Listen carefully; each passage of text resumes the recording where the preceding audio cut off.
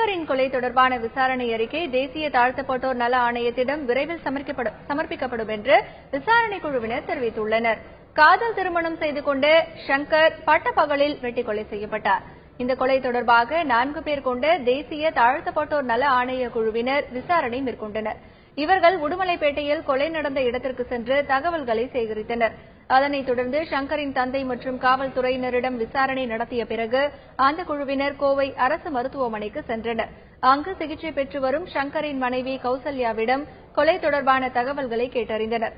பின்னர் செய்தியாளர்களிடம் பேசிய விசாரணை குழு அதிகாரி சந்திரபிரபா, விசாரணை அறிக்கை விரைவில் சமர்ப்பிக்கப்படும் என்றார். விக்டிமுடைய ஃபாதர் அவங்க ஃபேமிலியெல்லாம் போய் ஊர்லயே போய் பார்த்து சொல்லிட்டு வந்திருக்கோம். இப்போ இந்த கேர்ள் இங்க அட்மிட் பண்ணிருக்காங்க. கௌசல்யா இல்லையா, விக்டிமுடைய ஒய்ஃப். அவங்களே அடிச்சிருக்காங்க இல்லையா, அவங்களுக்கு நிறைய இன்ஜுரிஸ் இருக்கிறதுனால அவங்களை அட்மிட் பண்ணிருக்காங்க. ட்ரீட்மெண்ட் எல்லாம் கொடுத்துட்டு இருக்காங்க. இப்போ கொஞ்சம் நல்லா தான் இருக்காங்க, நல்லா பேசுறாங்க. இன்னும் கொஞ்சம் ட்ரீட்மெண்ட் எடுக்க வேண்டியது.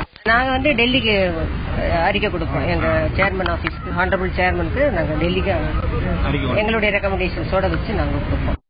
இதனிடையே ஷங்கரின் மனைவி கௌசல்யாவின் உடல்நிலையில் முன்னேற்றம் ஏற்பட்டுள்ளதாக கோவை அரசு மருத்துவமனை முதல்வர் எட்வின் ஜோ தெரிவித்துள்ளார். இந்த பொண்ணுக்கு 36 தையல்கள் போடப்பட்டுள்ளன. தலை எலும்பு உடைந்திருக்கிறது. மூளை சேதமடைந்ததற்கான அறிகுறிகள் தற்போது இல்லை. அவர்கள் படிப்படியாக முன்னேறி கொண்டு வருகிறார். அவருக்கு இப்போது உடல் ரீதியாகவும் மன ரீதியாகவும் ஓய்வு அவசியம். நாங்கள் அவரை அப்சர்வேஷன், அதாவது அவரை கவனித்துக் கொண்டிருக்கிறோம். ஏதாவது வேற பின்விளைவுகள், ஏன்னா மூளையில் பிராக்சர் ஆனதுனால அது வழியா இன்ஃபெக்ஷன்ஸ் போகலாம். நிறைய உயிருக்கு சேதமாக கூட வாய்ப்பு உள்ளது. ஆகவே அவரை கவனமாக கவனித்துக் கொண்டு வருகிறோம்.